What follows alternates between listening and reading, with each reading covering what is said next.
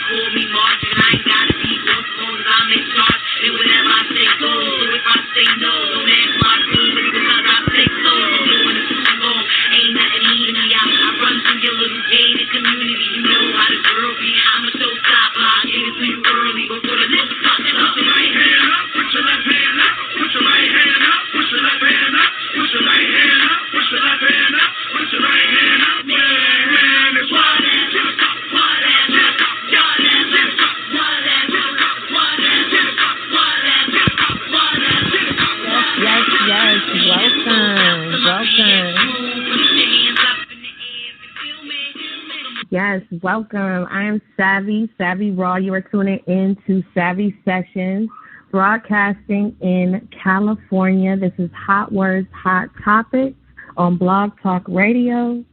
Let me give a quick shout out to some other listeners that we may be having on right now in the UK, Canada, Nigeria, South Africa, Germany.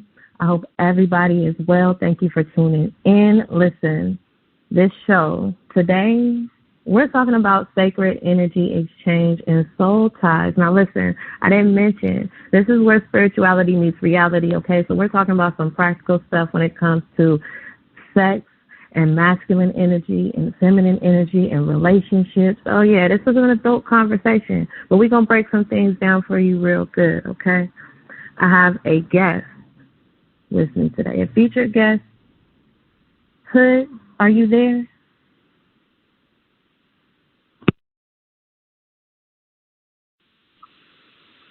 I'm here. Can you hear me? Oh, okay. Can y'all hear me? Yes. This is Gigi, the storyteller. We can hear you. Welcome to Savvy Sessions. Jeez. Thank y'all for having me. I feel so honored and privileged in this moment. Yes. Most this excellent. Is yes. To have you on. So listen, you know what? Let me back up. Can I back up for a second? Let's back it up. I need to properly introduce you. All right. This is the Hood Mystic, Kyrie Anthony, author, astrologer, father, self-taught, and intuitive.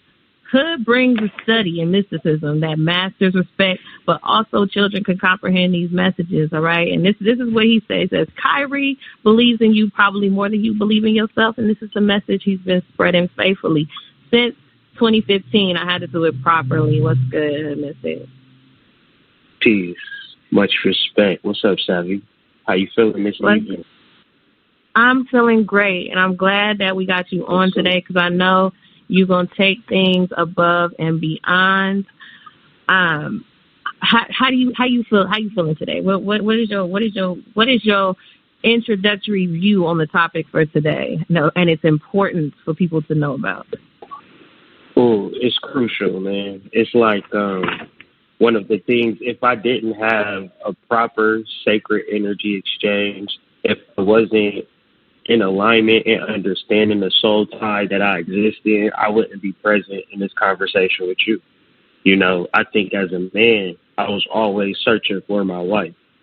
And as I'm understanding it, that's a vital part of my life. You know what I'm saying? Everything that I do rests within that sacred enemy, that sacred energy, that masculine, that feminine bond in real life. Man, it's everything. So I just want to talk about it, share some knowledge, wisdom in that subject, and hopefully help somebody out here in these streets. Okay. So can you give everybody just a little bit of insight of who is the hood mystic? Like, how did you get even into being the hood mystic? It's real simple to the point. You know, it's not no long drawn out story. I was listening to Red and Blue Pill, and this ain't no disrespect to them. I love those dudes, but I used to listen to them all the time. You know the Ledge Media. And my cousin, since I used to listen to him all the time, my cousin got mad at me. He smacked my phone. My cousin, probably like 5 years younger than me, he smacked my phone out my hand because I'm getting him in the tarot. I'm getting him in all the spiritual stuff. He smacked my phone out my hand. He's like, why don't you start a channel, man? You know more than them. And I know he was trying to just pump me up. But that's when I was like, all right, because I already had the name, already had what I was going to do in my mind. But then once he like smacked the phone out my hand, when I looked, my domain was available, hoodmystic.com. And I said, okay, I'm going to support my YouTube channel and my blog simultaneously. And that's how it started. And for me, I knew that it was a lot of things that I just did not know, but a real stickler for learning. And the best way that I learned is like writing it, speaking about it, talking about it, and then having a library. So essentially what you have with my YouTube channel, my blog, is things that I've learned ever since 2015. Not everything, but essentially I try to keep track of everything. I try to document as much as I can because that's what the scholars did before me. So Hood Mystic is just that. It's a library of knowledge. You know what I'm saying? Where I'm free to share, and I love to share. So that's kind of how it started, and that's where we're at today. That's good, because I know I feel like when I started my YouTube channel, you were like the first person to kind of like see it. And I was like, okay, you know, because coming into a lot of knowledge and information and your own healing experiences and stuff like that, like it's difficult to really find people who are sharing that kind of stuff. So me, myself, that's what I was doing. And I was like, you know what, I'm going to start a channel. And so it's like, you know, I started seeing people. And then I saw you and a couple other people that be, you know, on a Love Lift Life. You know, that was like the first one and first channels that I've seen. I'm like, oh man, people are really like out here sharing what they're going through and talking about it. So yeah, I had just been following you for a while, and I'm like, man, you get into some stuff like all across the board. You know what I mean? And I know for myself, I just want to say, like, yo YouTube. When I first seen your YouTube channel, like you really like you opened something up in me. I forget the actual topic that you were saying, but you are so like brilliant and so like much of a genius that I just love when you speak because it's like a light. you like so smart and you so like well with words. So I just like I always like I wanted to share you with the world. I want people to kind of see you. Like I'm always like you doing this and you growing and like I think the world of you. I just want to say that too because that's a very important part of why I seen you and I shared your videos because, like, you are a genius for real, for real. Appreciate it. Reflected and recognized. Like I said, like it's deep when people talk about real experiences and coming through their healing, and you don't get that a lot, and that's rare. So I definitely appreciate you tuning in to what I got and everybody else that's been a part of the growth process. And this is what we're talking about today and soul ties and connections and how we relate to each other. But you know what? Y'all stay tuned. We're going to get into some deep stuff in this topic about sacred energy exchange and soul ties because it's deeper than rap. Y'all stay tuned.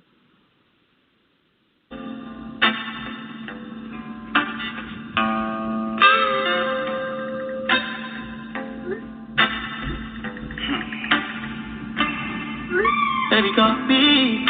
We've been up, wake up, check. You don't hit me back, cause I need you. Making me wait. But you gon' make me beg. I get on my knees if that please you. Shut it up, you ain't gon' find it, you don't find it. Feel like leave it. Show me a sign that you could be mine. I'm looking for a little leeway. I'm in the back, come where you left off, cause you got me on freeway. Chicken the log and you ain't involved. I can't take it cause you left me on red. I've been waiting all day. Got me all in my head. Everything that I said, baby, just say that's done. You can have some fun, but you ain't made up your mind. You keep me waiting all night.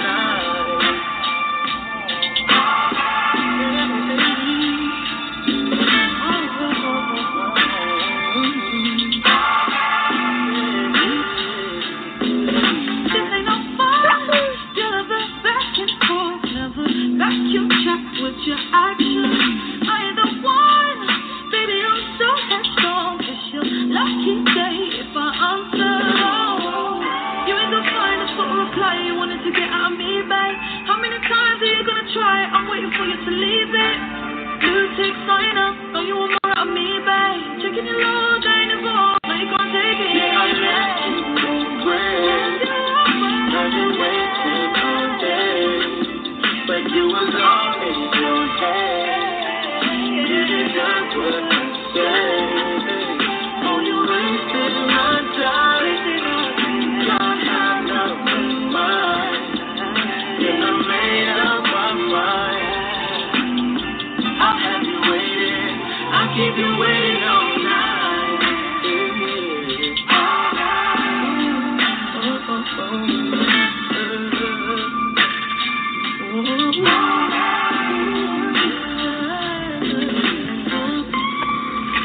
How you expect me to sleep? All right. We are back.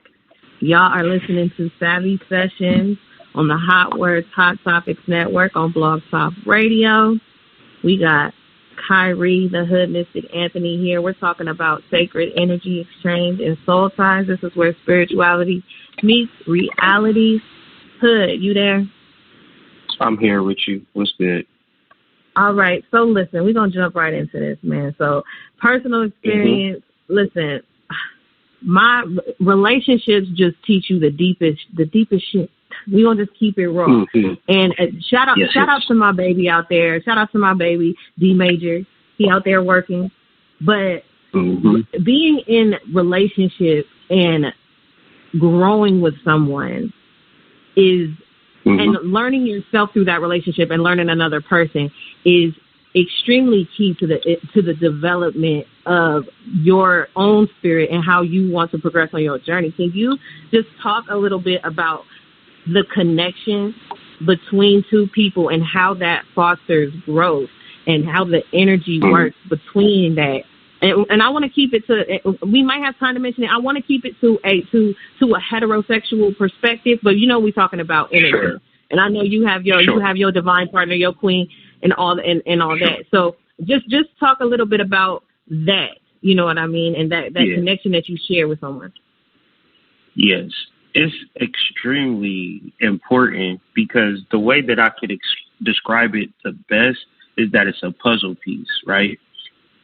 As a heterosexual person, right, if you're sexually active, then essentially part of you wants to connect with somebody, even if it's, sexually, but maybe you don't know how to communicate.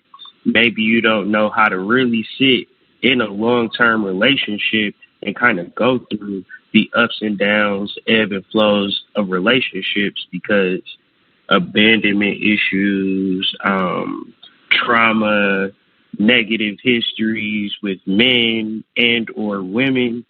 It's a big smorgasbord of what I like to call a shadow or just dark energy around people. And if we don't really exercise that, we'll bring that into our relationships. But yet and still, we still want to be successful, right?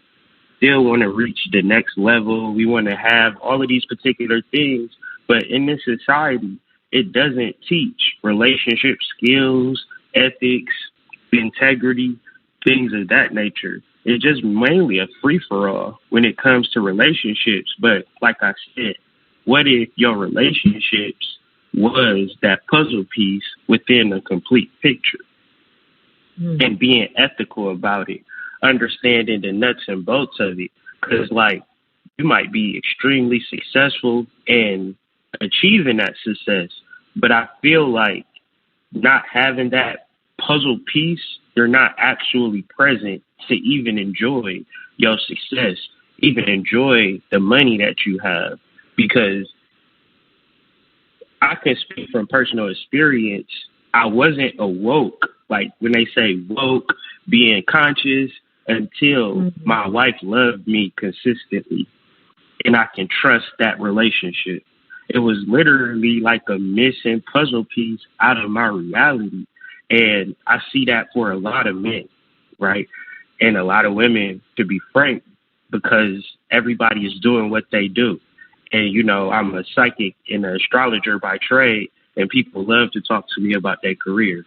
They love to talk to me about the things that they gonna get set up with their business and things of that nature. And it's always 6 months, a year later, still in that same energy, because that 7th house in astrology, that 8th house in astrology, that love and sex piece, like the mechanics of it, the conversations surrounding it, how can you handle the fact of your supposed woman having sex with other men before you, right?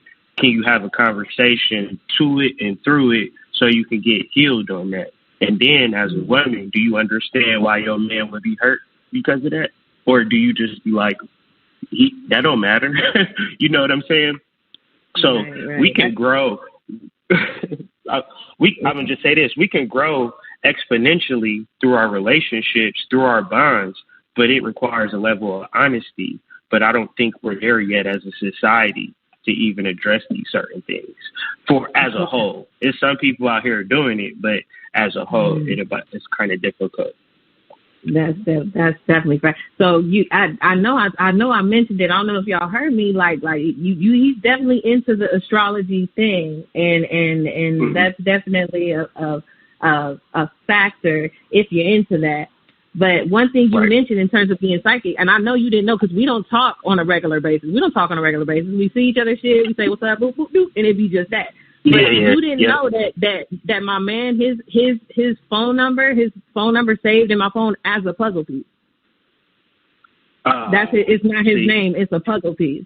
See, and that's real life shit y'all hearing right now. Like I ain't never told him this ever. Never told him this ever in life, y'all. This is real shit y'all listening to. This is where spirituality meets motherfucking reality. I was not playing about that. But y'all don't gotta believe me. We just gonna keep that real. We're gonna keep that real. Let's keep them. Sometimes they don't be ready, sis. Sometimes they don't be ready for nothing like that. Like, this is real. But listen, let me ask one more thing real quick. So when it comes to partnership, and because, you know, people out here, for myself, I didn't always know what my intention was when getting into relationships. You know what I'm saying? Like, and I know I found it important to know, like, even if you figure that out maybe a little later, after you've even met somebody, like what you really want out of this and what you want to do. And so before that, we just out here. You know what I'm saying? We just left and right with people. You know what I'm saying? And, you know, of course, we know higher levels that might have a different perspective. But what do you consider to be the consequences of just carelessly or recklessly, however you want to put it, you know, going from relationship to relationship, just real quick?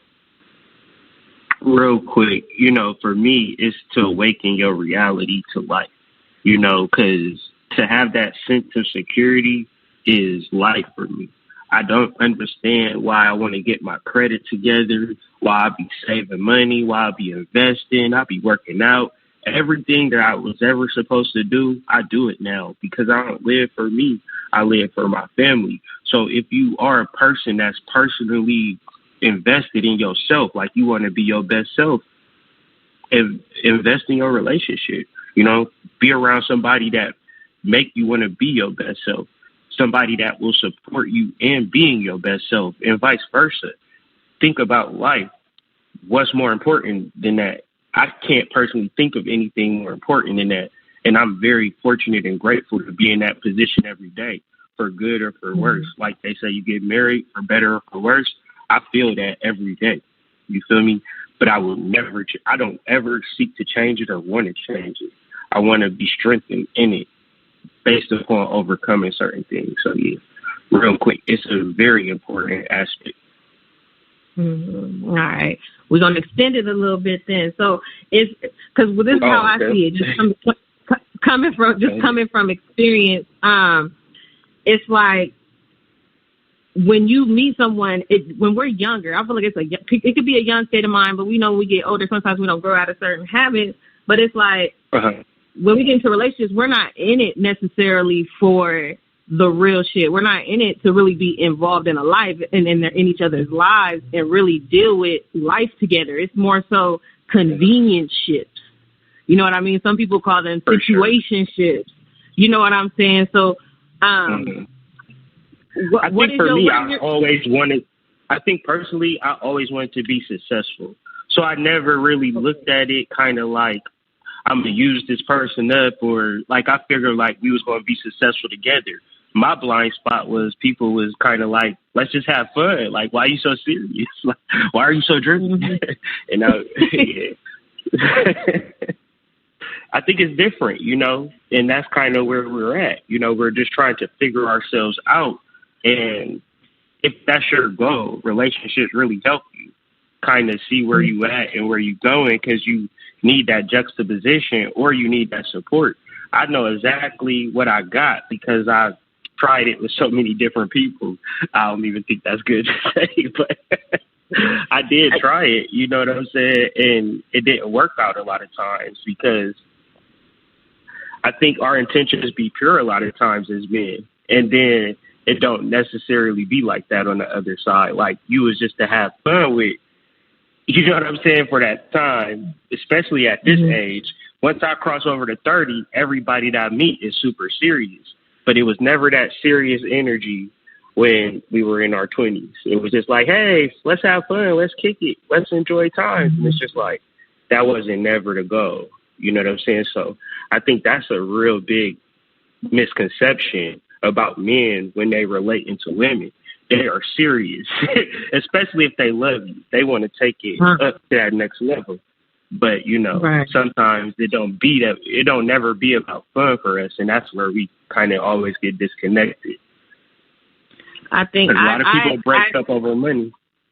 Go ahead. Yeah. Or like when you feel like, that's why I say convenience ship, because it's like when you feel like somebody is supposed to be responsible for something for you, whether that's like happiness or money or stuff like that's when you start to kind of, you know, them attachment styles start to creep out a little bit. I know we're going to talk about shadow work a little bit too.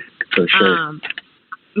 How would you, here's a question. How would you, because this is what we say. People be like, I want a soulmate. You my soulmate. This was my soulmate because we were so deep together and the connection was strong. Like how, explain your definition of soul ties when it comes to soulmate. My definition is everybody that you have sex with, you are kind of playing Russian roulette. Like, because like you can fall into a situation where this person is obsessed with you because like y'all had sex, or this person is madly in love with you because you have sex. So like it's 50-50 when you just kind of like getting into relationships randomly. A soulmate, I think that's a soul tie. A soul tie, you can have sex and it'd be like, all right, cool, y'all go y'all separate ways. But that's not always the case. I feel like soul ties is Russian roulette. Soulmates is a different aspect. Like soulmates is somebody that, this is my personal opinion, before you was even born, y'all had a plan to meet each other in this life and fulfill a destiny together. And if you're able to be patient purify yourself, speak your truth enough. Because sometimes you might speak your truth and it'll push you out of a relationship. Soulmate is the person that's waiting for you outside of you kind of holding yourself back. And generally, soulmate is such a powerful force that, like, you know how Moses will split the Red Sea? Well, that's an actual concept of a goddess being energy to help him get to where he needed to get to. So I think soulmates are in reference to your ultimate success, happiness, joy, love, pleasure, honesty, communication. Like, it's more than just a wife in a relationship or a husband in a relationship. It is super deep. I'll give you one quick example that I like to explain to people. Me and my wife's first child is named John. Now, we would have never named our child John, but we felt spiritually compelled to name that boy John. I got a third grandfather named John Walker. My wife got a third grandfather named John Walker. My maiden family name is Walker. Her maiden family name is Walker. So we got an ancestor that brought us together so he could reincarnate and he could be our son. And his name is John. And that to me is more important than any dollar that I could ever accomplish, that I was so aware spiritually to accept and seek and find and build with my wife up into the point of marriage, life, housing, and all of this, because spiritually, that's what I was absolutely supposed to do. So whatever soul tie that I had, I made it through my Russian roulette phase. I didn't get capped, you know what I'm saying? And I made it through to get to my actual soulmate. That's how I see it. Right. Yeah, that's beautiful. Because what you talking about right now is the synchronicities that bring you together. The synchronicities that the things that you share with someone that you're with. And if you're aware of that kind of thing, kind of leads you to understanding what the soulmate is all about and how your journey together. This is at least how I see it, how your journey together is aligned. But you know what? Y'all stay tuned. We're going to get into more of this soul ties, all right? Check us out. I come scoop you in that chariot. Make me go the extra mile like Darius. Make me swallow my pride and all my arrogance. So I just met you tonight, but found out where it is. Yeah, moves been like dope and skin, girl, you been on the fine. You freaking me to show the secret, you been on my mind. Like on me, but laser beam and shake it out of line. Get out this club, girl, hurry up, cause we don't waste no time, let's ride. Yeah, now it's 2:15. What we gon' do? Yeah, 2:15. Look, I can't scoop you in that double up. Like you thinking your friends will bring a couple more. I hope this night never ends, that's how the story goes. A compatible friendship, check the horoscopes. Yeah, move to the beat, yeah, you is a freak, I need you on my team. You move them cheeks, yeah, you and me, I'ma need you as a queen. You the baddest thing that I've seen, and it's so gathering. You can love it, you can leave it, I suggest you go with me. Yeah, 2:15. What we gon' do? 2:15. Look, I can't scoop you in that gold bin. You the reason I'm cutting off all my old friends. I'm from the city by the sea with the ocean. Take the thing blue, leaving you coasting. Yeah, hop on the whip, don't touch my shit, I just might let you drive. Don't scratch my shit, don't catch my shit, you just might get my ride. My favorite kind is just my type, you just might be my wife. You should let me, you gon' text me, you the baddie, say that addy, what's up? 2:15. Shit, what we gonna do? 2:15.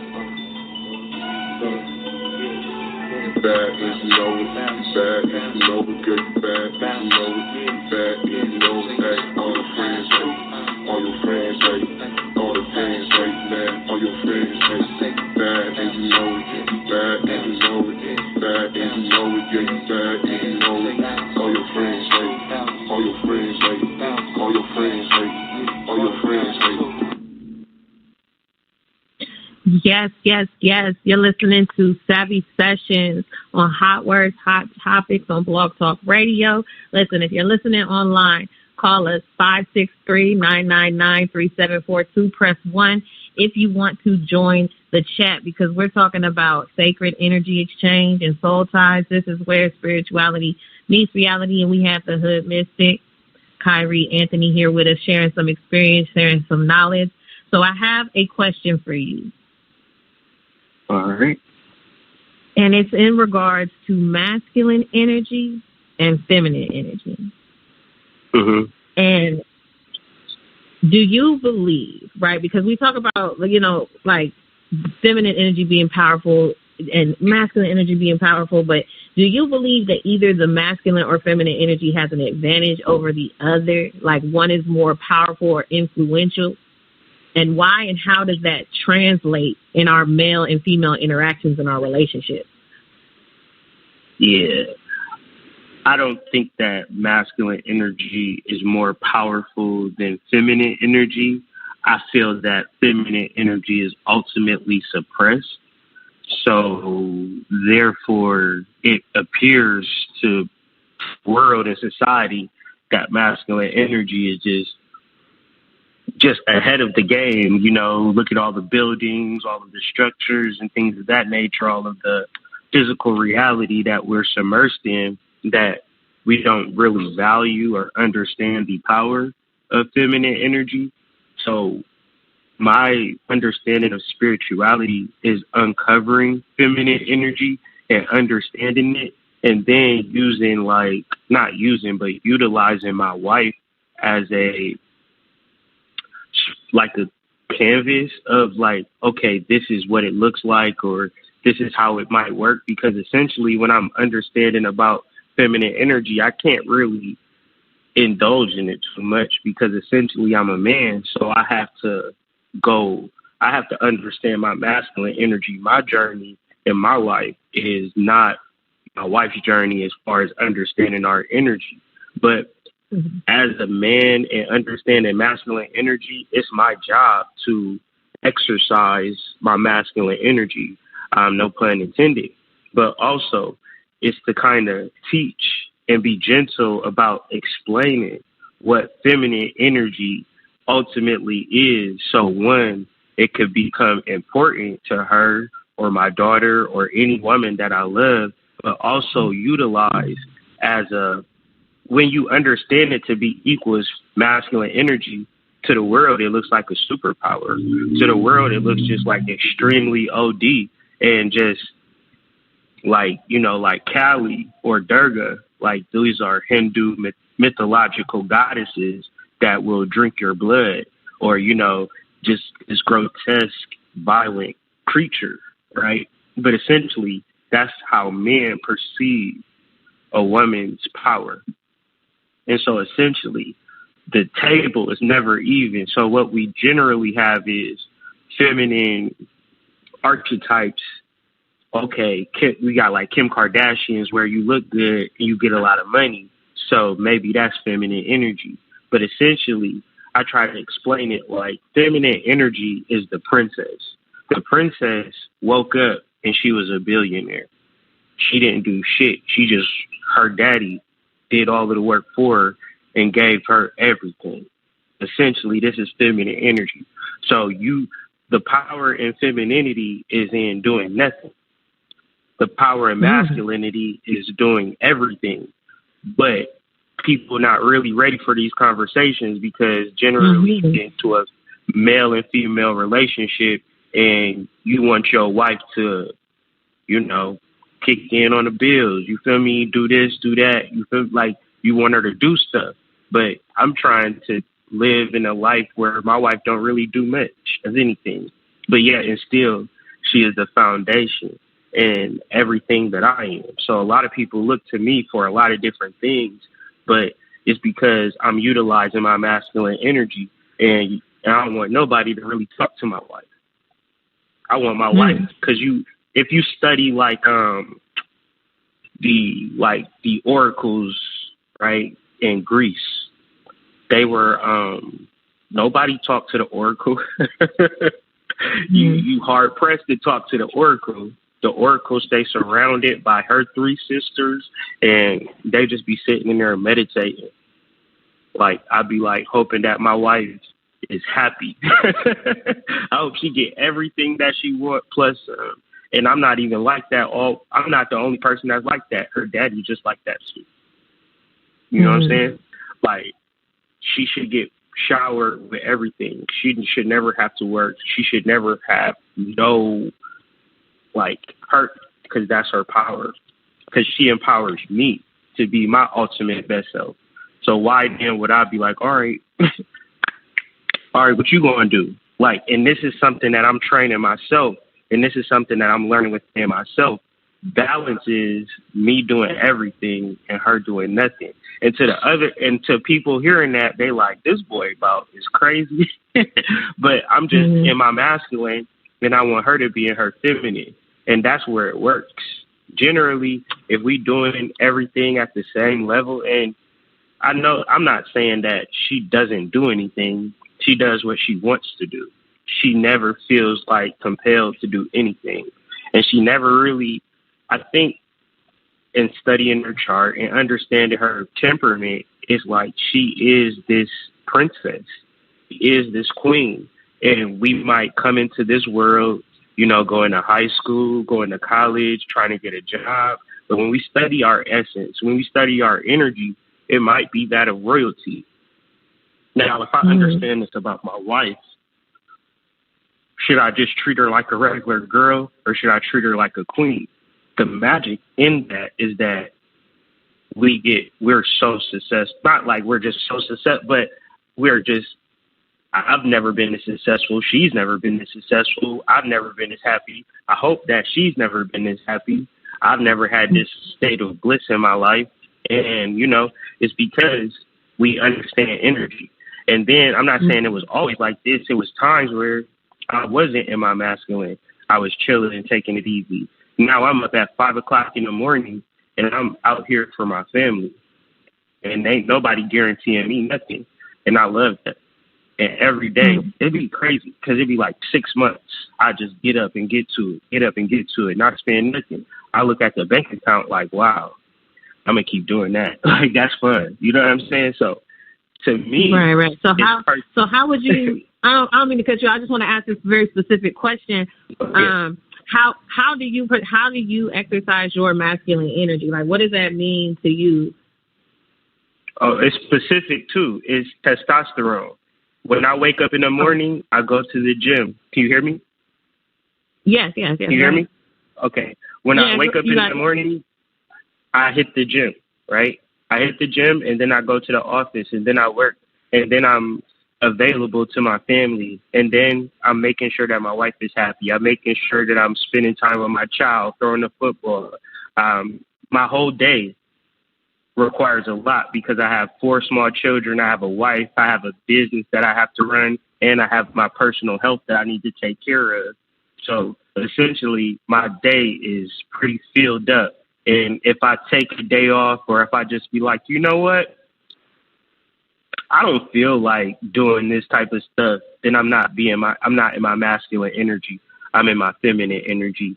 And as the leader of my household, I mean, at this age, I'm 36 years old. I'm 37 years old. When I wake up, I feel fucking great. So I don't know. Like, maybe if I get 60 and I'm tired and I need to take a break, I'll take a break. But as of now, I go hard damn near every day. And that, to me, is specifically being in my masculine energy. Okay.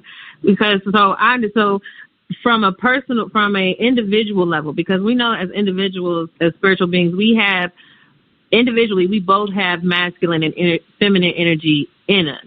And so that energy of wanting to move and be productive and get stuff done, and just always, like, women carry that same energy as well.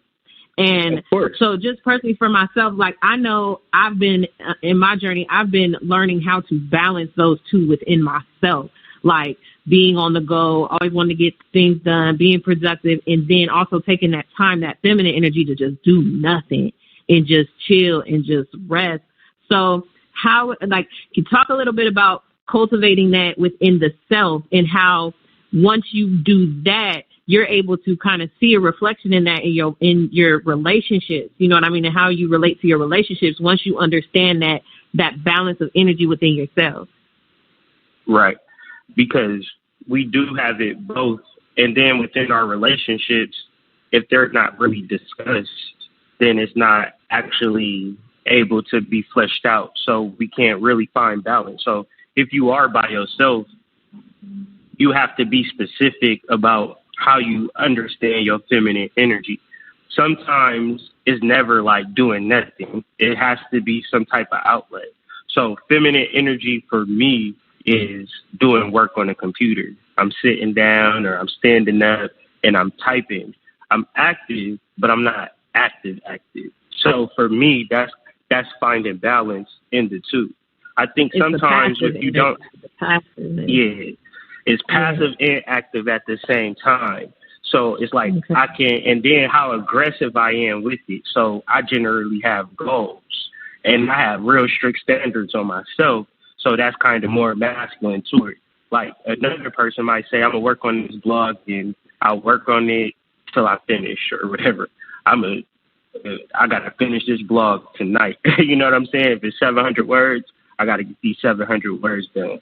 So you challenge yourself too. So that could be another energy where you balance out your masculine energy, or your feminine energy. Same thing as meditation.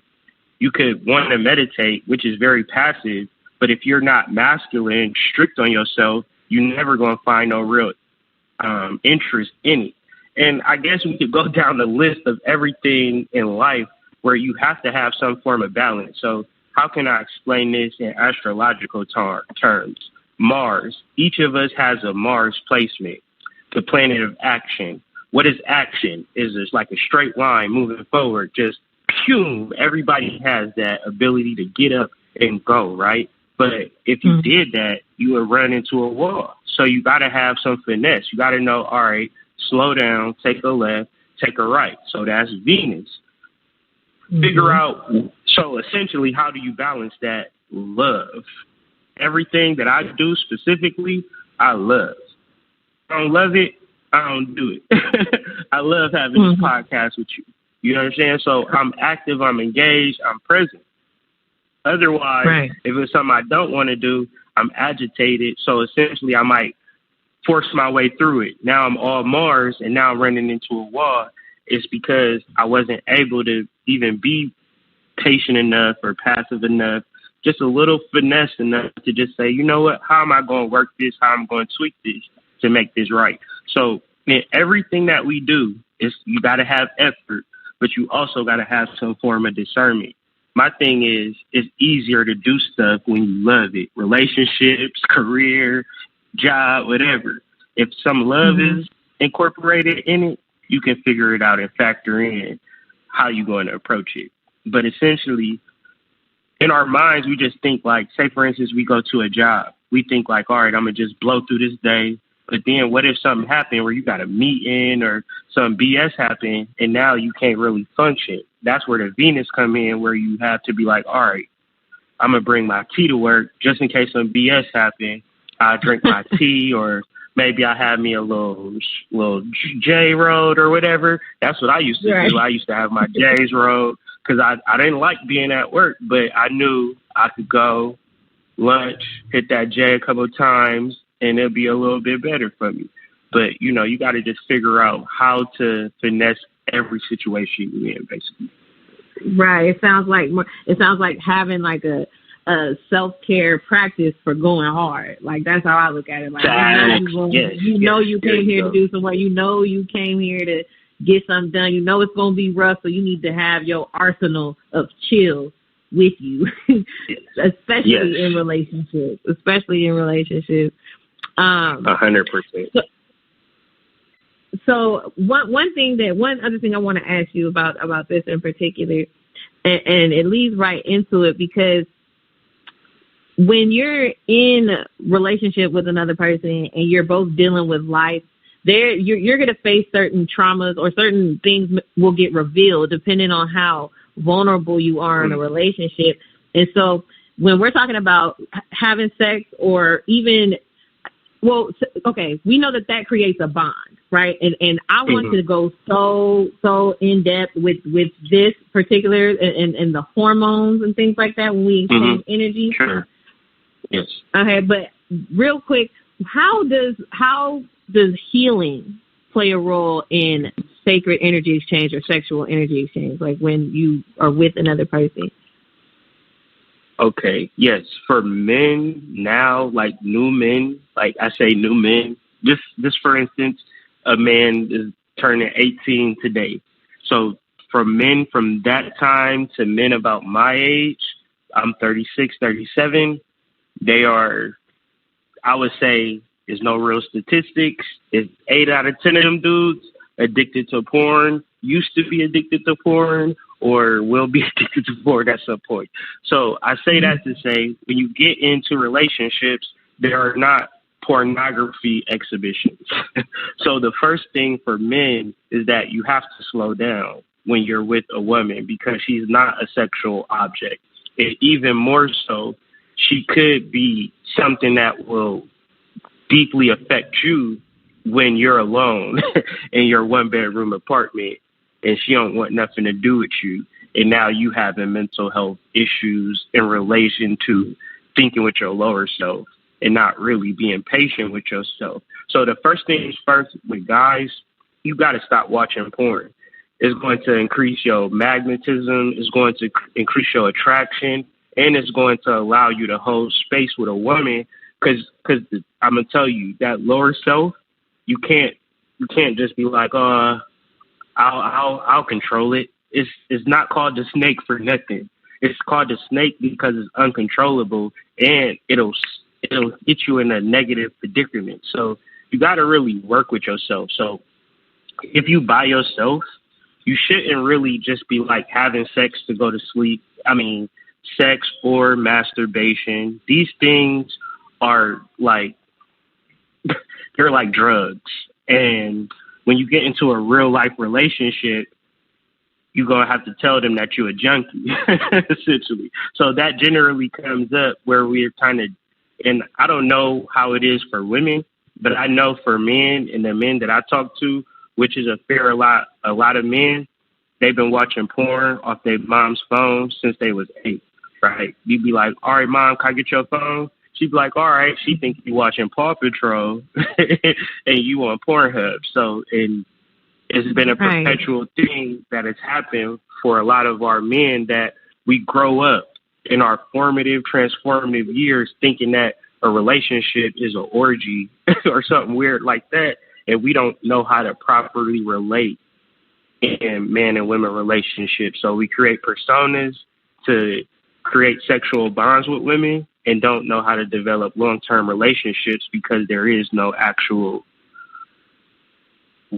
standard for that no more in society. Right, and I would go as far as that's interesting. I feel like one certain awareness of sexual behavior, like you become aware of it, you know how to gauge and control. Like I know, like I spent this period of time celibate, like for 3 years. Yeah. You know, like this was after I had my son. And it was intentional that I did that. And this is for women who could possibly relate on the women's side, or it's like you take that time to really kind of learn yourself. You know what I mean? Because when you exchange, when you're attached, it is an attachment. It's a bond when you exchange sexually with someone. You know what I'm saying? So when you take that time to just kind of chill on the, self-pleasure or being in action with somebody, it allows you time to really cultivate a sense of self and learn how to balance your energy without wanting to attach to somebody else to compensate for it, because that's what happens on an energetic level. And that's how I see it. It's like we mate with people and then we become attached because we're either imbalanced in one of our energies, either masculine or feminine. So we lust over that instead of learning how to, move on our own. You know what I mean? And so when we get in relationships, it could be a little uncomfortable because when somebody wants to kind of branch off, or like, this is where the abandonment issues come from. Like when somebody wants to do their own thing, you like, nah. You know what I'm saying? Or you trying to do your own thing and it's like, nah, you know what I'm saying? So You have to have that time to yourself so you don't attach. You know what I mean? Learning how to be free in yourself. But we're going to get more into it. We're going to talk more about sacred energy exchange and soul ties. And we've been talking about astrology, so we're going to get into that as well. Y'all stay tuned.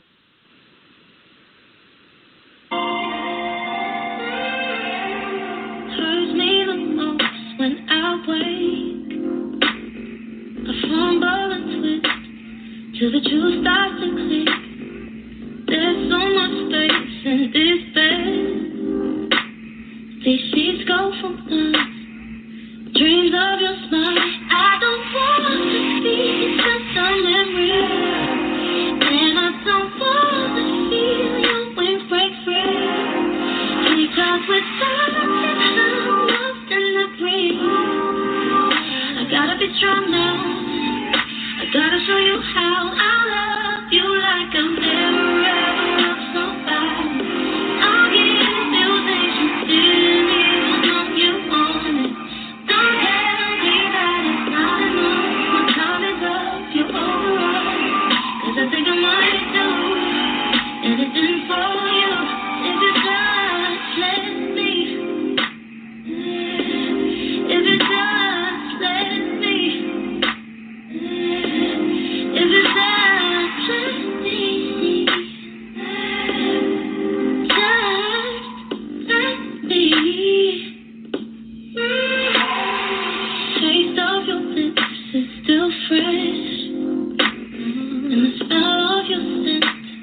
How could I forget your words? How they cut me to shreds. But to tell you the truth, every piece is for you. I don't want to be just a memory, and I don't want to feel your wings break free. Because without you, I'm lost in the breeze. I gotta be strong now. I gotta show you how I love you like I've never ever loved somebody. I'll give you things you didn't even know you wanted. Don't tell me that it's not enough. My time is up, you're overall. 'Cause I think I might do anything for you. If you just let me. Yeah. If you just let me. If you just let me.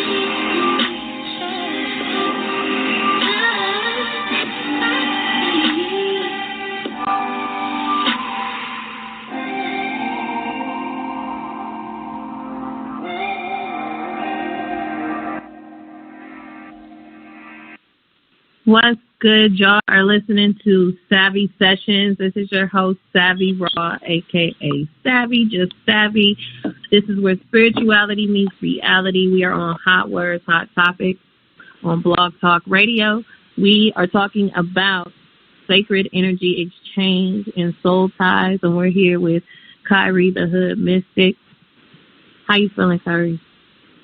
Feeling great. How you feeling? I'm feeling great. I feel like we're getting a lot of information out here. This is what I want to do right now. You have courses on shadow work. Mm-hmm. Okay. Talk a little bit about what shadow work is and how useful it is in relationships. Mm-hmm. Well, specifically for me, it allowed me to be truthful, honest, but also compassionate, because I needed that piece too. Because you can be truthful and honest and be very destructive. So shadow work is the part of us, psychologically, we have a soul, right? And that soul is so large that it casts a shadow within our mind. And so what I said is that we have a soul. So if you could conceptualize a soul, it is this great beingness within ourselves. And if we're not actually utilizing that soul, what I mean by casting a shadow is that it's like it becomes a negative energy or a perceived negative energy. If you are supposed to be the world's greatest lyricist you never wrote bars, you would be like just that mean person working at a dishwasher place. You feel me? Because it's like, it ain't you that's mean or negative. It's just that you're supposed to be somewhere else. And your shadow is going to alert you to change. The reason why it's negative is because if it was positive, we'll get lulled to sleep. So essentially, if you're getting paid a comfortable living wage right now, you ain't worried about hustling up and trying to get some money about yourself because you feel like you got money. What's going to make you hustle up and get some money about yourself? Probably losing that job or getting an unlivable wage. Now you start to think about other things. So the shadow is negative on its onset, but it has a greater purpose. So within relationships, it's a whole bunch of everybody is playing you in your, like y'all playing each other in y'all relationships, because relationships essentially are a place of growth, development, bliss, right? But if it's assumed that this person just enjoys it here, or she likes it, or he likes it, but y'all not having real life conversations about the truth. So I think in all relationships, your partner wants the best for you. And if you're not exhibiting the best for yourself, your partner might speak to that. I think because your partner love you, he's going to say it or she going to say it. And if you don't do shadow work, you're going to take it personal. You're going to be like, what you mean I need to lose weight? Or what you mean I need to do all of this? Because why he not telling you nothing bad, essentially. He telling you right. You slipping, you know? It's the shit you don't want to hear, like, that you know is true, and you be like, shut the fuck up. Right. Like, listen, like, because I bring this up because, you know, before getting into the relationship that I'm in now, you know, I was like, you know, I want to spend time and understand my ego. Like, that's what I said. And damn it, I felt like I regretted it because your ego gets carried away when you in a relationship and you could be vulnerable about shit, the things that you think you embarrassed or the things you feel like you embarrassed about. You know what I mean? Your insecure points. Right. I feel like all that gets brought out. You know what I mean? Because for myself, it's like you can't help but share that. You know what I mean? Like he's like my man. He's brought out so much in me. Like I had an episode today. You know what I mean? And I was nervous as shit. Like, oh my God, like I've never broke down like this before. Like, oh, like, but he was there and he was supportive. And I'm like, this is what, you know what I mean? So we're able to be there for each other. And, you know, I feel like people hold so much in, and they don't want to expose that part of themselves. But that's like that's what brings you closer. That's what keeps you, you know, at a soul level to me, amongst other things. You know what I mean? It kind of puts this pressure. Like I ain't never felt in my life like a little bit of pressure to work hard on myself. Right. You know what I'm saying? I feel like that's a key factor. Like this, like the people that you are with, whether it's romantic or sexual, whatever, like they should make you want to be like, damn, I want to work harder. Like I want to be better. Yes. You know what I'm saying? Because that we serve as reflections to each other. Exactly. But hopefully that person ain't narcissistic and that person ain't got ulterior motives. And hopefully, you know, because certain times it's a thin line because a person can be like, you know, I want you to be like this for me. And if you don't understand the difference between I want you to be like that for you or I feel like you need to hear this, then it can come across as abuse or it very well could be abuse. So shadow work is very much of a thin line of what I said earlier is that compassionate piece. Like you said, he was supportive and he was there for you. He wasn't making you feel uncomfortable for you exploring your truth. And I feel like this is what we need in our relationships. As men, we need to be supportive. There's so many different things that our fathers never even knew about, such as things like postpartum depression. I'm sure my dad don't even know what that is for me, but I know what it is. So in my relationship, it's going to be 100% better because I'm aware of a concept, you know, and I'm not going to leave or trip if she if she depressed or if she going through something. I'll seek to get her some help more than take it personal or think that she crazy, because knowledge at a certain level could be a form of power once you apply what is stated. Oh, sometimes after women have children, they may need more support than going out and doing your thing. It's just a thing that you got to be aware of. And I think the men now, not all men, exceptions to the rule, but at least me, it changed me how I become a father and how I deal with my children and how I deal with my wife. Because sometimes, you know, if mommy needs something, I got to step up, put things to the side, and be what she can't be right now. And that's okay. You know, so it's different, you know, it's different in all relationships. But I think now with so much information and so much conversations that we having, we starting to see relationships improve drastically because we can understand this mental health. We can understand the shadow work.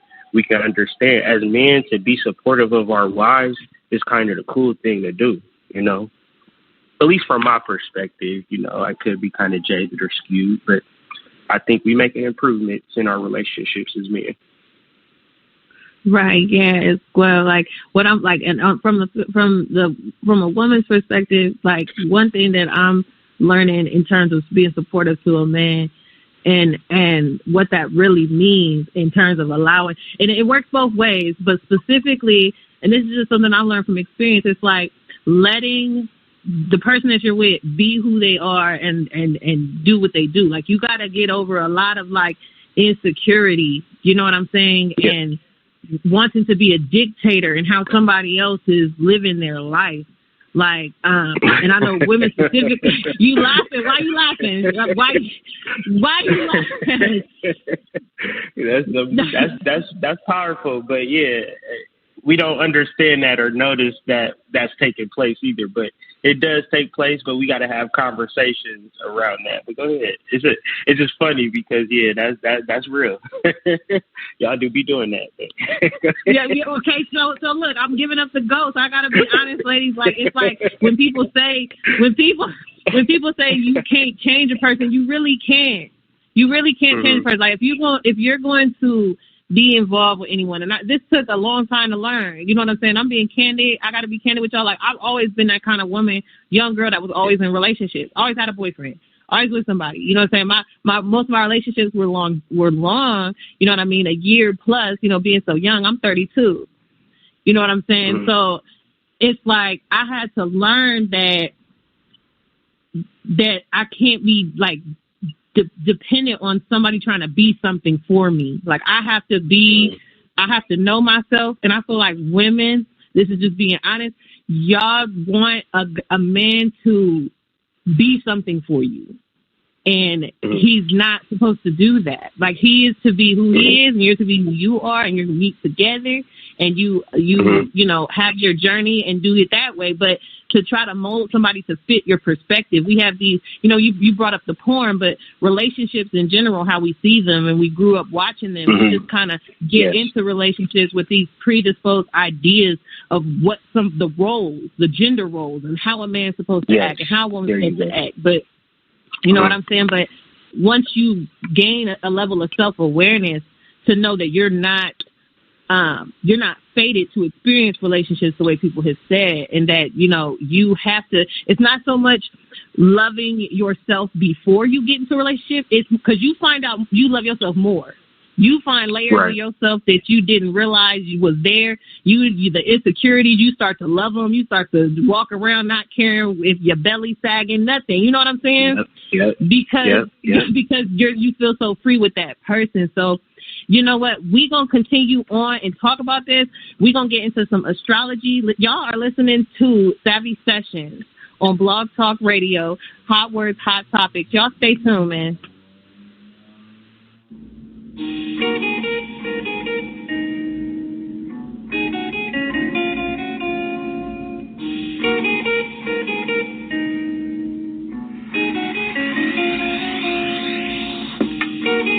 wants to lean, she want the Gucci.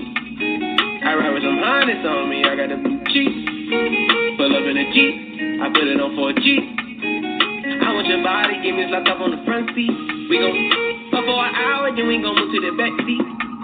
When you give me a lap dance, baby, fight for the cat, please. Run it back, run it back, run it back, run it back like a track meet. They relax me, You ain't gotta ask me. I blew a back out. Fucking that bitch got it tapping her. Got me bustin' like bustin' the racks out. I got her right in the photo. Draped in designer, no polo.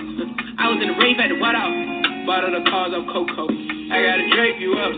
She got babies just naked with us. I got diamonds gon' drip on the pussy, keep them in the cut. I keep a bad for her. She know that she coming, of course. Had to throw that fat ass in the porch.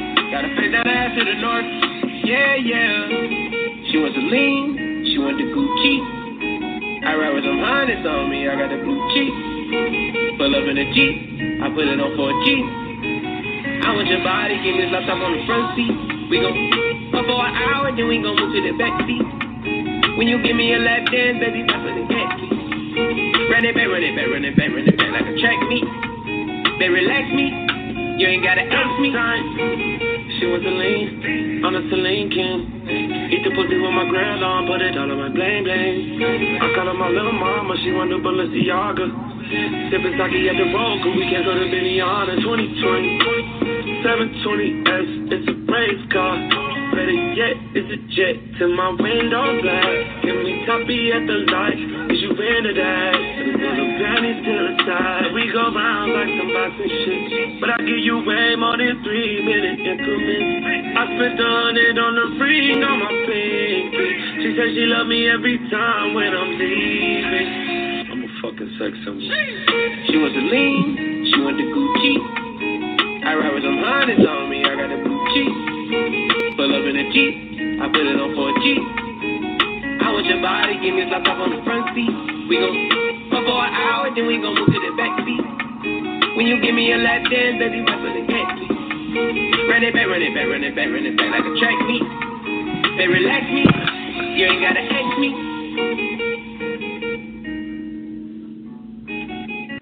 Yes, and we're back. This is Savvy, a.k.a. Savvy Ball. You're listening to Savvy Sessions on Blog Talk Radio, Hot Words, Hot Topics.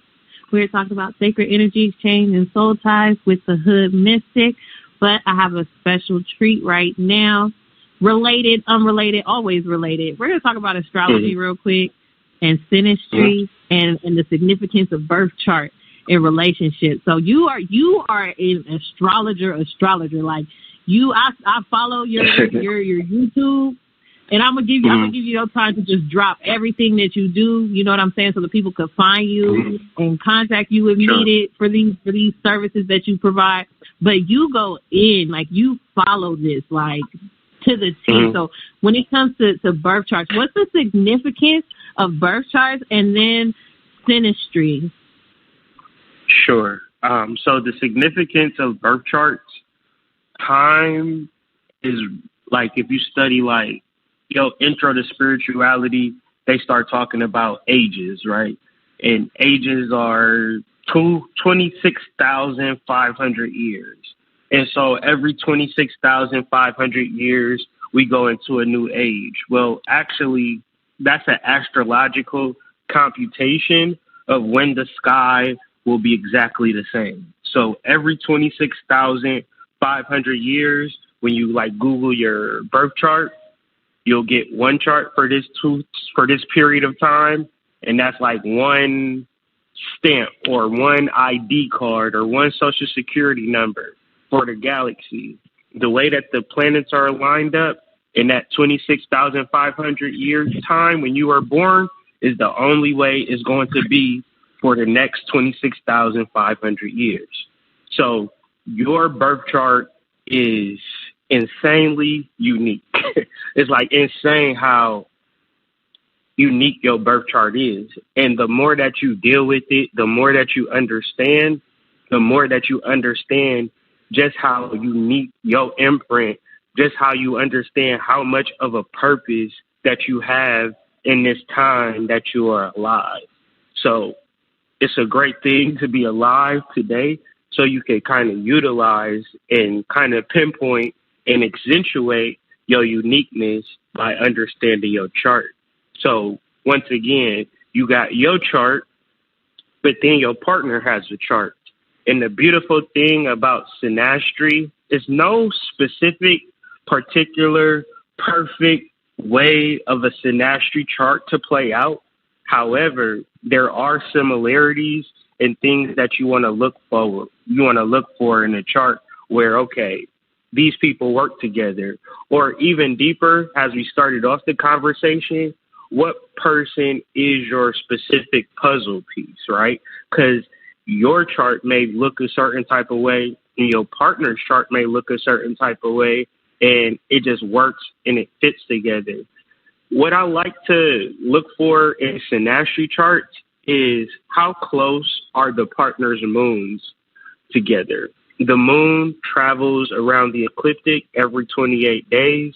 That is our most psychic center with understanding astrology. So it's like you ever seen those things on social media where there'll be like flashcards and you got a screenshot, and then once you screenshot it, you'll pick like a card or whatever. That's what the moon is. Yeah. So wherever the moon is at, that is like a screenshot of the cosmos. So so me and my partner, our moons are very close. My moon is let me change that. My sun is in Leo, her moon is in Leo, right? So my masculine expression is in Leo and her feminine passive energy is in Leo. So what that looks like in real life, I'll actively go out and get it, but she wants it just as bad as I do. So she'll be that support. Because when we get it, we get in it together. Like my bank account, like all the money that I make goes to her bank account. You know what I'm saying? So that's her moon being in Leo. And my sun being in Leo is me being out here. But it's easy for me to be out here because I always know that I got my wife in my corner. So if everybody like, I can't stand you, hood mystic, I know for a fact my wife loves me. And whatever play we about to do, we're going to do it together, like some Bonnie and Clyde stuff. And that's how I understand our synastry chart. That's just like one level of it, but it can go in many different understandings. Our Mars and Venus is conjunct. So, and that's in, where's that at? That is in Libra.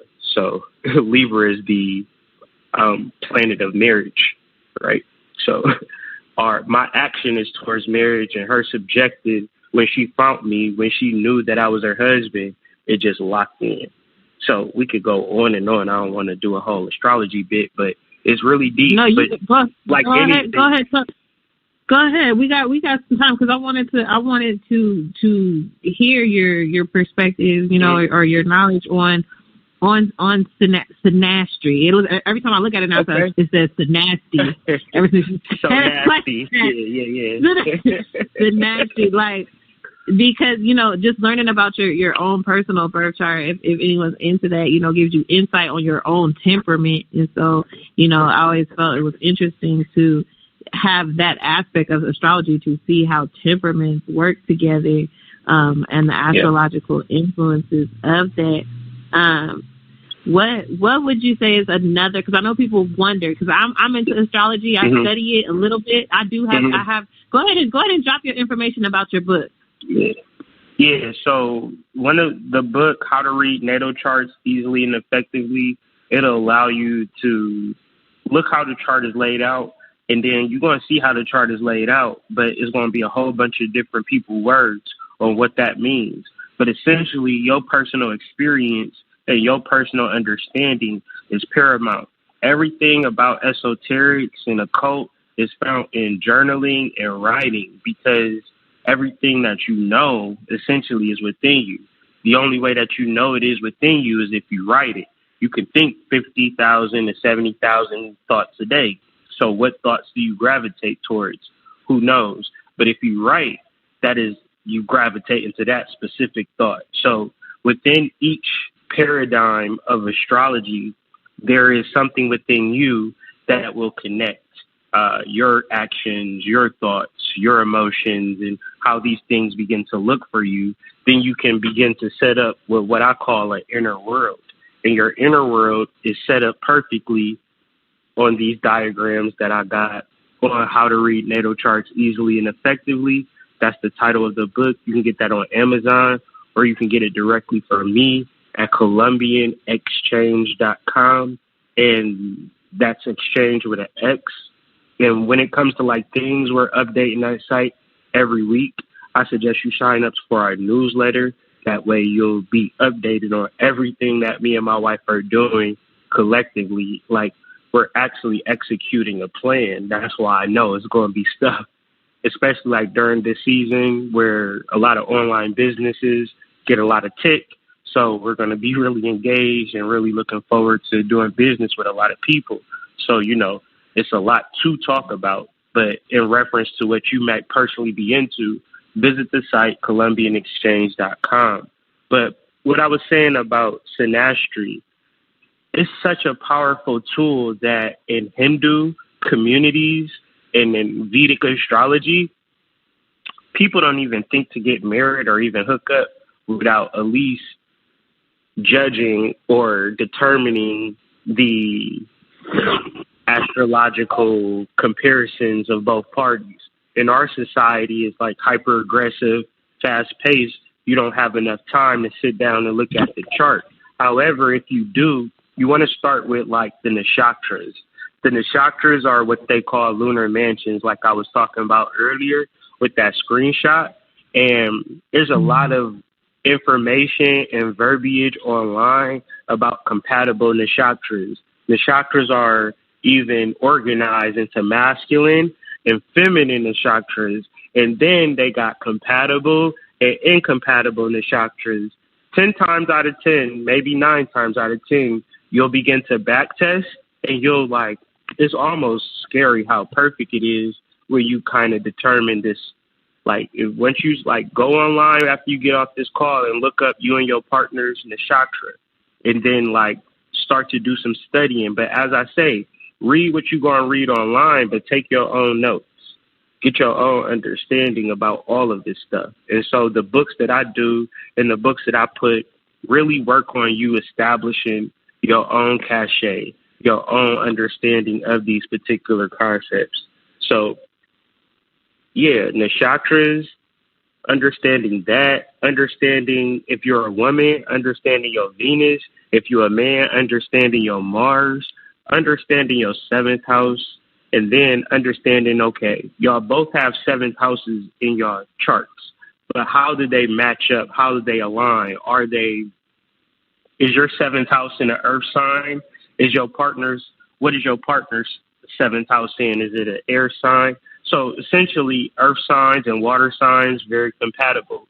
Air signs and fire signs, very compatible. So within your 7th house, if you got an earth sign and an air sign, it's not to say that y'all incompatible. It's just going to be a little bit tricky that y'all might have to talk about certain things and discuss certain things because the 7th house is your house of marriage. And the thing about marriage, it's a long, drawn-out conversation, right? Essentially, it's just this big, huge convo that you have with this person for the rest of your life. But where we tend to just have sex with our partners, and you talk about people that you're sexually active with, for a majority of people, they can't talk to that person for more than 2 hours without arguing with them or feeling like they need to separate for them. And that's not really necessarily marriage, nor will the synastry help you. So a lot of times people come to me having difficult relationships with people that they're sexually compatible with, but not spiritually compatible with. And that's more of the biblical equally yoked concept, which would probably be the synastry chart of the ancient to see if the person was spiritually equally yoked. Because essentially that's what you're hoping for a long-term relationship, if that's what you're into. But you talked about that earlier, about being intentional when we date. So I feel like me and my wife's relationship works because we both wanted to get married. If we both didn't want to get married, then our intentions would be skewed and create that conflict or, tension that tends to happen in relationships without doing all of this nerdy astrology stuff. Yeah, I'm glad you brought that up about being in like sexual relationships as opposed to, being in it for, more intentional reasons. In regards to soul ties specifically, because you made a distinction between like more soul mate and soul ties. And I feel like soul ties come from those sexual relationships. So how would you advise like people who are into like heavy spiritual work, even like occult magical practices? Because people talk about breaking soul ties because we have connections with all these people we've been involved with and all this and all that, right? So what has been your way of looking at or dealing with releasing the energies and the experiences and emotions tied to past relationships prior to being in the marriage you're in now? I can tell you without a shadow of a doubt, spiritual baths. Like that Spiritual is what baths. helped me. Yeah, that's what reset my energy. Because I can remember clearly having negative, traumatic, toxic relationships, and it just weighing me down. Like, just only way I could describe it is being in a time loop, and there's just no escape. And I'm just trying to figure out, like, I just want to be free from this energy. And I'm so free from it, I'm trying to remember how I was feeling. Like, it's kind of hard to even remember how it would be feeling to be trapped in a person's vortex and wanting to just escape it, and just feeling like this person is out to get you, just trying to mess up your life. And maybe they is, maybe they not, but you just not right because you done had sex with this person and you want to reset. You want to start over. I don't know nothing that worked for me as effective as taking a spiritual bath where I sat in there and I can feel the energy releasing. And for me, I did a whole period of cleansing, a whole period of bath work. And then I got to lighting candles and burning incense. And I bought pink candles because I was like, the next relationship that I'm in, she going to be my wife. Because it wasn't nothing like I couldn't get a woman, but I just felt like the type of women that I was attracting just wasn't trying to do the same things that I was trying to do. So I did a lot of purity. Like, I'm talking from a man perspective. You don't hear a lot of men talking about this, but Not at all. Not at all. Talk about it. You know what I'm saying? I had to purify my body, sit in bleach water, just sit there, that bleach water, and just all of that energy that was on me from that relationship, from that person that didn't see life as beautiful as I saw it.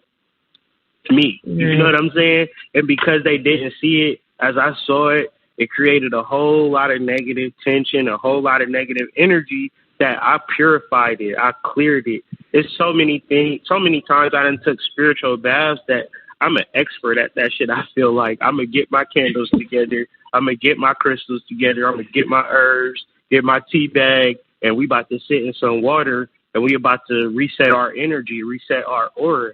And so it's like I feel so empowered after I get out of a spiritual bath that I'm going to attract what I need to attract. I'm going to get what I need to get because I didn't know that at first. I didn't know it was going to be that life-changing of an experience. I only say that through experience, that what works for me, setting me up for getting into a relationship or changing or shifting jobs or whatever I'm doing, just resetting my aura. I got to sit my ass in that water. We 70% water, and matching that frequency, that Himalayan salt, it really does something to your life, your beingness, your spiritual connection, your modality of attraction, and removing some of that toxicity from those abusive and, harmful relationships where that is a modality. Even deeper, Christians get baptized. It's the same thought process. Mm-hmm. So I definitely... When you get baptized... Go ahead. No. Go. Talk. Well, okay. Before you, I'm gonna cue you back in on that. I'm gonna cue you back in on that because I was gonna mention how symbolically, right? Because I'm into symbolism, and when we talk about spirituality and the symbolic use of these practices in terms of your spirit and cleansing yourself in this water, because water is symbolic of emotion. And it's when you're cleansing yourself, and you talk about using the salts, I know that has alchemical properties as well. Salt is a purifier. It's also a preserver. So it's like you set your intentions in this water for shit to be released, and you let it drain. You know what I'm saying? That's you let it drain. Yes. That's for anybody who's curious about spiritual baths and how they work practically, it's like you put your intention into this water to release this emotion, and it's the emotions that get tied to these past relationships that we had. And also, you know, if you follow, I know you do chakras as well. I'm gonna let you do your drop on that because you're an author and you put together some heavy information. But your sacral chakra is your sexuality center and your creative center and your center of emotions, as well as the others. So primarily, that's how I see it. So when you're releasing, your intention is to clear those areas so that when you're able to become aware of yourself and your sexuality, and you know how to engage in relationship better when you're aware of that. So go ahead and get into what you was going to say about the baptism, because I feel like that was going to be deep. Yeah, because think about the most important aspect of becoming a Christian is the baptism. Like, it ain't nothing necessarily that make you a Christian other than getting baptized. You got to have a priest and all of this, and literally all we do is dunk you into some water and lift you up again. Essentially, you could baptize yourself from the negative energies in relationships yourself. But you got to consecrate the water. It has to be serious. You got to actually want it to remove those emotions. And everything that you just said is Bible. Our emotions are literally the tie to that person. It ain't nothing else. We're emotionally tied to that person. And either mentally we know we shouldn't be in that relationship, or our hormones and our bodies are attached to that person. And if we don't want to be in that relationship and we can't emotionally separate from it, the key to it is tapping into the spiritual bath. That is literally where spirituality meets reality. Ashe. So go ahead. We wrapping this thing up real quick, but I want to do something. I want to have you drop your handles on social media, your website, if you can, to the people right now. Go ahead and do that. Yeah, everybody tune in and tap in. My wife got a new book coming out November 1st. It's titled Womb. It is a cycle tracker. It is aligning your cycle to the moon and not the other way around. It's a beautiful work. And if you want to purchase that, get that at ColumbianExchange.com with an X. We're sending that out November 1st to all of the people. Follow me on social media. Just look for Hood Mystic, The Hood Mystic. That's basically it, man.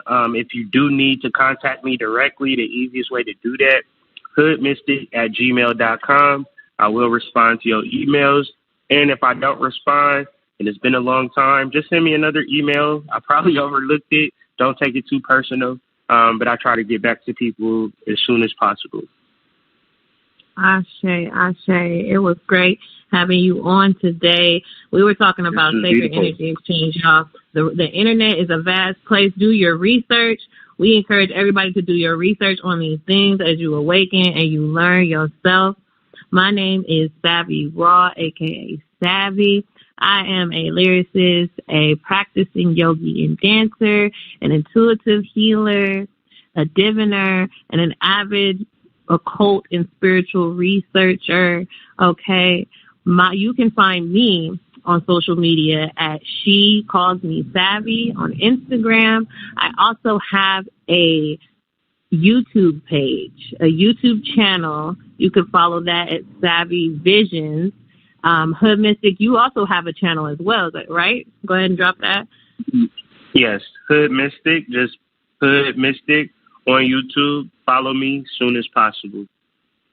All right, yeah. So next week on this third Tuesday, we're going to have Ovasi Views with Gigi the Storyteller. Her topic is, are you shamed for smoking marijuana?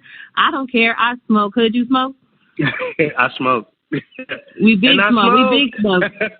He smoked, right. That's going to be the topic next week with Gigi the Storyteller. Today we were talking about relationships. So love on somebody, love them, cherish the people that you're with, be patient with each other as you're healing, encourage each other, make sure you're taking time to yourself, making sure you're tuning in to the things you want to do, and having intentions with everything you do. That's from relationships, that's to your career, that's to what you're about to do after this goes off.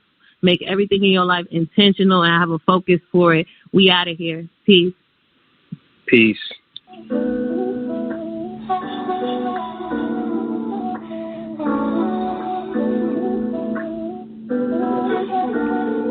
One thing for certain, need you right here in my arms, baby, I'm yearning. But I think I got a bone to pick with you. Lately I've been wondering what's with you. I need you to hear me, baby. Wake up, love. Please won't come with me, please. Wake up, love. I might just come for me, but I need you for me. Show me